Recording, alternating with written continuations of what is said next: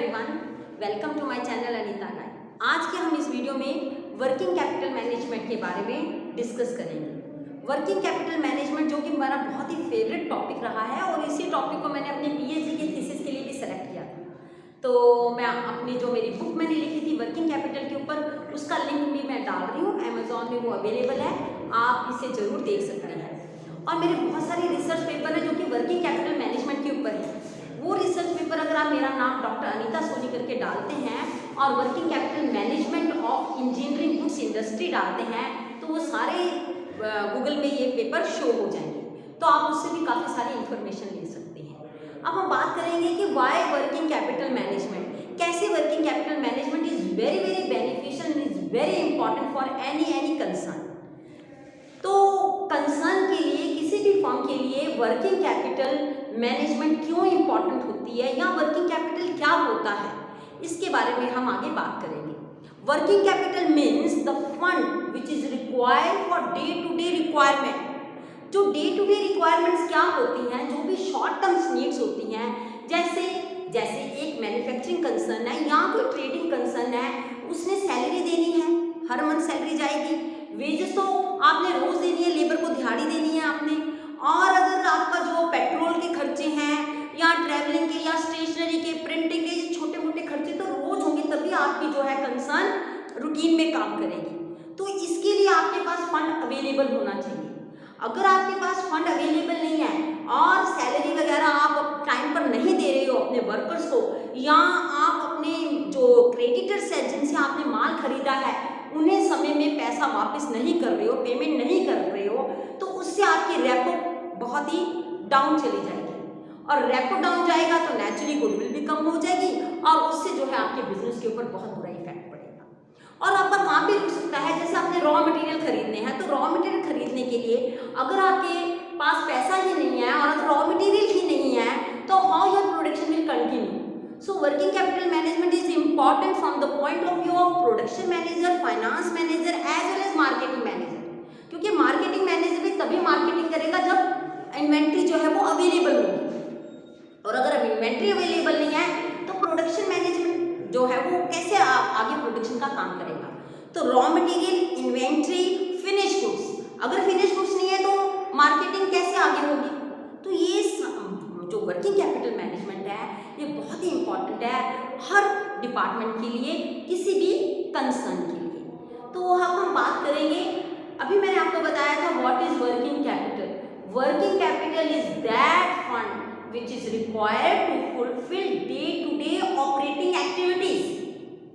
देखिए, अगर आपको एक पर्टिकुलर डेफिनेशन लेना चाहिए तो मैंने आपके सामने एक डेफिनेशन भी बोल देती हूँ ताकि आपको एकदम क्लियर हो जाए कि वर्किंग कैपिटल कहते किसको। तो गैनेस्टरबर्ग जो है वो कह रहा है कि circulating capital means current assets of a company that the change in the ordinary course of business from one form to another, as for example from cash to inventories, inventories to receivable and receivable into cash. तो ये working capital को आप कह सकते हो, ये सारा cover करता है आपका ऑपरेटिंग साइकिल, जिसे हम कैश टू कैश साइकिल भी कहते हैं। तो ये ऑपरेटिंग साइकिल क्या होता है इसके बारे में आज हम डिटेल में डिस्कस करेंगे। उससे पहले मैं आपको बताऊंगी कि वर्किंग कैपिटल का कॉन्सेप्ट के बारे में। तो कॉन्सेप्ट ऑफ वर्किंग कैपिटल में दो कॉन्सेप्ट है वर्किंग कैपिटल के। पहला कॉन्सेप्ट है बैलेंस शीट कॉन्सेप्ट और दूसरा जो कॉन्सेप्ट है वो है ऑपरेटिंग साइकिल। ऑपरेटिंग साइकिल और जिसे हम कहते हैं सर्कुलर फ्लो कंसेप्ट, और जिसमें हम ऑपरेटिंग साइकिल या कैश टू कैश साइकिल भी आप कह सकते हैं, इसे हम वर्किंग कैपिटल साइकिल भी कहते हैं। और जो बैलेंस शीट कंसेप्ट है उसके अकॉर्डिंगली अगर हम वर्किंग कैपिटल को बांटे तो वो दो प्रकार का होगा, gross working capital and net working capital. अब ये ग्रॉस वर्किंग कैपिटल क्या है? तो ये ग्रॉस वर्किंग कैपिटल जितने भी आपके करंट एसेट्स हैं, अब करंट एसेट्स का एग्जांपल भी मैं आपको बता देती हूँ। करंट एसेट्स में डेटर्स आ जाते हैं, इन्वेंट्रीज आ जाते हैं, प्रीपेड एक्सपेंसेस आ जाते हैं, cash at bank, cash in hand भी आ जाते हैं, जो कि मैंने पिछली वीडियोस में भी आपको पूरा करंट एसेट्स के बारे में डिस्क्रिप्शन दिया हो, तो आप जरूर देख सकते हैं पुरानी वीडियोस। तो करंट एसेट्स को आप ग्रॉसली लेते हैं, then it becomes gross working capital. और अगर हम नेट वर्किंग कैपिटल की बात करें या अकेले वर्किंग कैपिटल की बात करें, देन द फॉर्मूला और we can calculate it current assets minus current liabilities. अब आपकी करंट लायबिलिटीज कौन सी हैं? जैसे सन्ड्री क्रेडिटर्स हैं, इन्हें आपने पैसा देना है तो ये शॉर्ट टर्म लायबिलिटी है आपकी। जैसे आप देखिए बिल्स पेबल है, ये भी आपकी शॉर्ट टर्म लायबिलिटी है। तो जितनी भी शॉर्ट टर्म लायबिलिटीज हैं these are your current liabilities, जिन्हें हमें एक साल के अंदर अंदर रीपे करना जरूरी है। तो अगर आप करंट एसेट्स में से करंट लायबिलिटीज माइनस कर देते हैं तो आपका आ जाता है नेट वर्किंग कैपिटल। तो अगर आप बैलेंस शीट लेते हैं और बैलेंस शीट में आपके जो करंट एसेट्स हैं, समझ लीजिए आपके करंट एसेट्स हैं 1 लाख, तो ये जो 1 लाख आपके फुल है, ये है आपका gross working capital.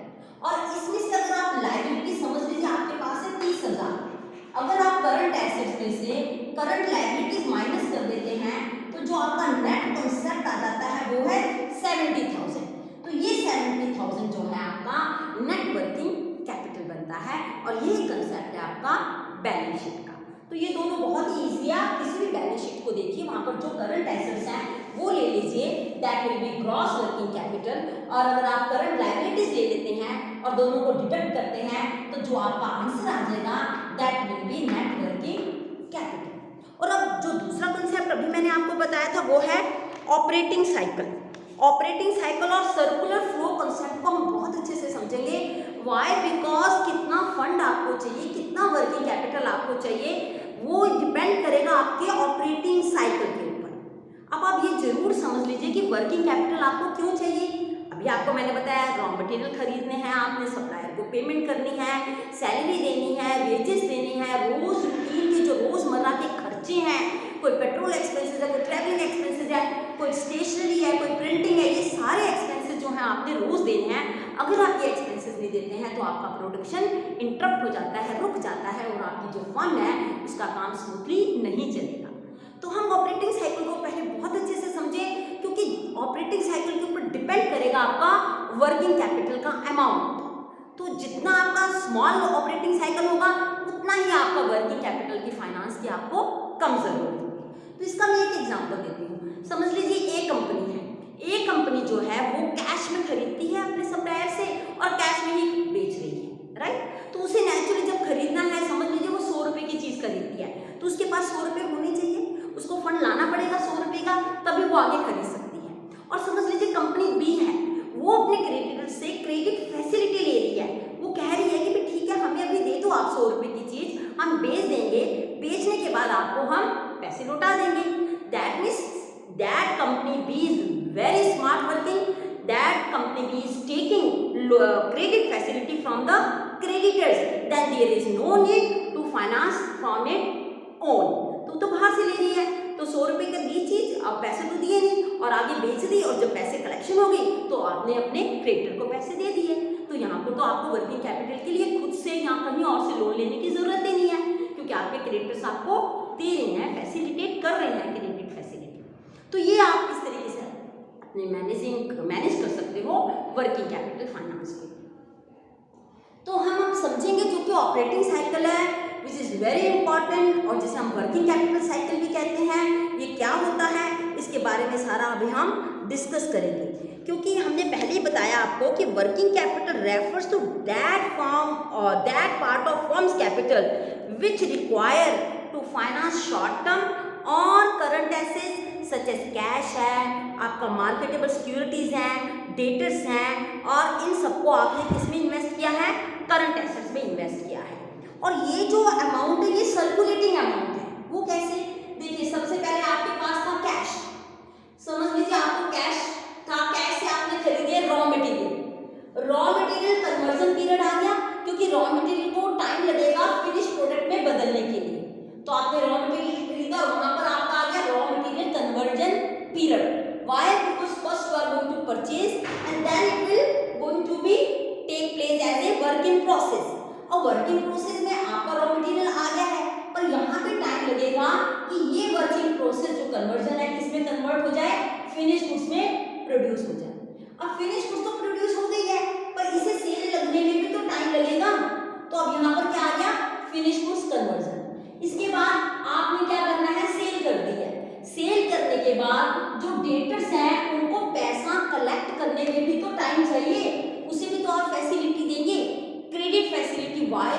If you give credit facility your sales is going to be enhanced, and I don't think any manufacturing firm or any firm can work without giving any credit facility to the customer. Exceptions are always there. और ये आपकी process होगी कि raw material है, उसके बाद work in progress है, उसके बाद आपका फिनिश गुड्स है, फिनिश गुड्स के बाद आपका जो सेल होगी है, सेल होने के बाद आपके पास क्या आ गया है, रिसीवेबल्स आ गए हैं। अब रिसीवेबल से आपने कैश रिसीव करना है और उसके बाद आपने किसको देना है, सप्लायर को देना है। तो ये प्रॉपर प्रोसेस है। इस दौरान आपको पैसा चाहिए होता है। अगर आपके पास पैसा नहीं होगा तो ये प्रोसेस कैसे चलेगी। अब ये साइकिल जितना ज़्यादा छोटा होगा उतनी ही आपको वर्किंग कैपिटल फंड को बाहर से फाइनेंस करने की कम जरूरत होगी। तो we should always try to reduce this period, कि आपका जो कैश है वो फटाफट इन्वेंट्री में बदले और इन्वेंट्री जो है आपकी वो सेल में बदल जाए, और ये जो है प्रोसेस आपकी चलती रहे। जितनी एक्टिव ये प्रोसेस होगी उतना ज़्यादा ही आपकी फर्म को फायदा होने वाला है, उतना ज़्यादा ही आपकी प्रोडक्शन है, उतनी ही ज़्यादा आपकी सेल है, और उतना ही ज़्यादा जो है वर्किंग कैपिटल मैनेजमेंट जो वो एफिशिएंटली होगी। तो आपको इसका मतलब ये तो पता ही चल गया है कि तीन है आपके प्रोसेस। पहला है रॉ मटेरियल, आप पहले से समझिए, रॉ मटेरियल आपने खरीद लिए, सबसे पहले आपने रॉ मटेरियल खरीद लिए, उसके बाद आपकी ये समझ लीजिए फर्स्ट स्टेज है। सेकंड स्टेज है आपकी WIP, that is work in progress.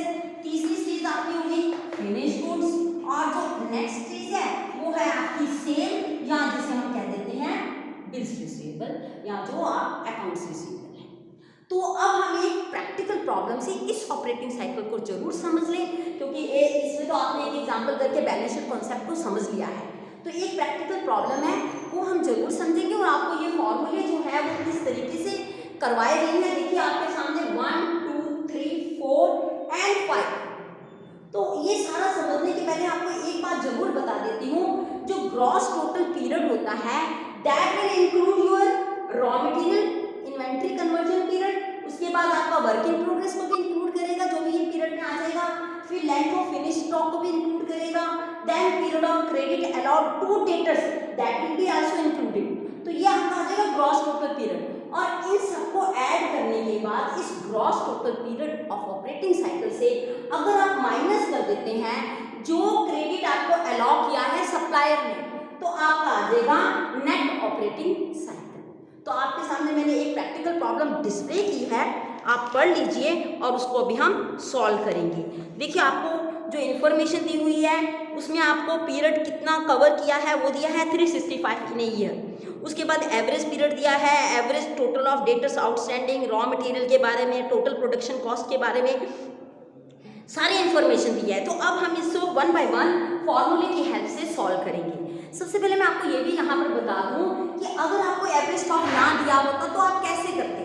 तो अगर एवरेज स्टॉक ना दिया होता तो आपने अगर ओपनिंग स्टॉक आपको जरूर दिया होता और क्लोजिंग स्टॉक भी आपको जरूर दिया होता, तो अगर आप डिवाइड बाय 2 करते तो आपका आ जाना था एवरेज स्टॉक।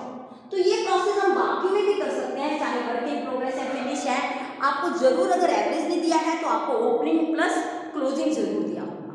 तो अब हम इस प्रॉब्लम को सॉल्व करेंगे। सबसे पहले देखिए, length of raw material inventory period is equal to average stock of raw material divided by raw material consumption per day। तो आप प्रॉब्लम में देखिए आपको क्या दिया हुआ है, average stock of raw material per day जो दिया हुआ है वो है 320, आपको जरूर नजर आएगा। और आपको जो raw material consumption per day दिया हुआ है, आप ध्यान से देखिए 4th लाइन में 5th लाइन में आपको नजर आएगा 4400। इसे हम मल्टीप्लाई कर देंगे 365 से, तो जो आपका आंसर आ जाएगा वो आंसर आ जाएगा 27 डेज। तो ये पहला आपका आंसर आ गया है 320 divided by 4400 which is given in the problem, multiply by 365। इसको आप कैलकुलेटर से सॉल्व कीजिए, आपका आंसर आ जाएगा 27 डेज। अब हम देखेंगे length of work in progress conversion period. तो यहाँ पर आपने लेना है average stock of work in process.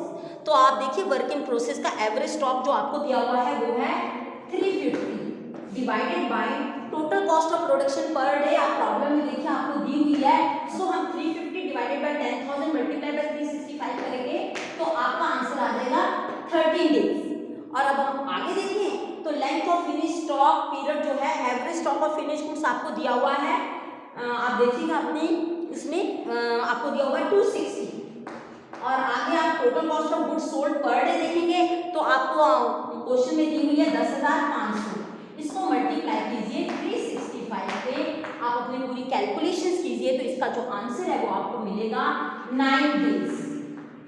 आप कर लीजिएगा कैलकुलेशंस तो आपको ये आंसर मिल जाएगा 9 डेज। इसके बाद हम करेंगे period of credit allowed to debtor.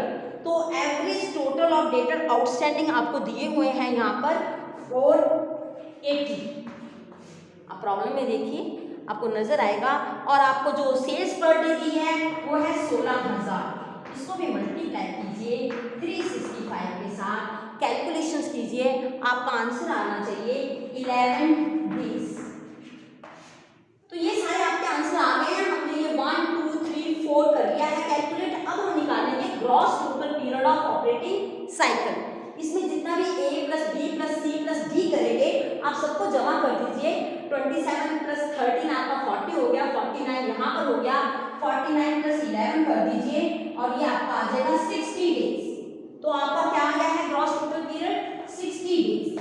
60 days में से आपको जरूर दिया होगा कि कितना आपको अलाउ कर रहे हैं, ये जो है average period of credit allowed by the supplier, वो आपको दिया है 16 डेज। तो आपका नेट जो ऑपरेटिंग साइकिल है वो आ गया है आपका, यहाँ से देखिए यहाँ पर आएगा 10 माइनस 6 4 एंड 5 माइनस 1 4, तो 44 डेज आपका इसका आंसर आ गया है। तो होप आपको मेरी ये प्रैक्टिकल प्रॉब्लम समझ में आई होगी और ये वीडियो भी समझ में आई होगी।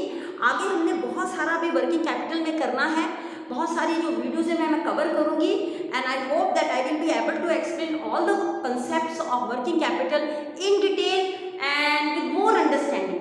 तो मुझे लगता है कि आपको समझ में जरूर आएगा और आपको जरूर फायदा होगा।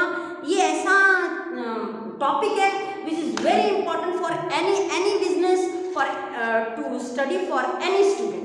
तो आप इसे जरूर पढ़िए, हर कोर्स के लिए ये बहुत इंपॉर्टेंट है, क्योंकि बिजनेस अगर आपने करना है तो भी आपको पता होना चाहिए कि वर्किंग कैपिटल मैनेजमेंट कहते किसको हैं। तो आप मेरी इस वीडियो को जरूर लाइक कीजिए, कमेंट कीजिए, शेयर कीजिए, और अगर अभी तक आपने मेरे चैनल को सब्सक्राइब नहीं किया है ज़रूर कीजिए। आने वाली वीडियोस में मैं आपको PhD कैसे करते हैं बहुत जल्द वो वीडियो लाने वाली हूँ। पूरी तैयारी मेरी चल रही है और बहुत जल्द वो वीडियो आपके सामने आएगी। तो आप अपने सजेशन जरूर कमेंट बॉक्स में डालिए, और अगर आप कोई मुझे मेरी वीडियो को इम्प्रूव करवाना चाहते हैं तो अपने जो भी थॉट्स हैं, जो भी व्यूज़ हैं, जरूर कमेंट बॉक्स में शेयर कीजिए, मुझे बहुत खुशी होगी। Thank you very much.